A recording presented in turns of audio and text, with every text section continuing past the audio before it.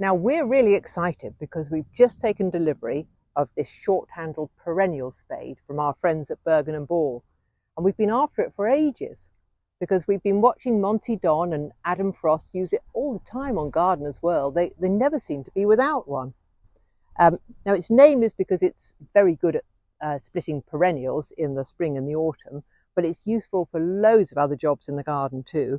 And I'm actually using it in the veg patch today, planting out some strawberry runners. It's just it's so sturdy when you use it, nice and short like this, and then you can use it just to fill back in again.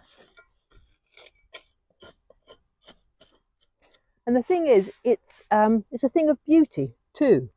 It's got this very nice shape, the lovely sharp edge to it, lovely steel against the wood. So it's pretty and it's practical. And I think, to be honest, it's going to be absolutely indispensable.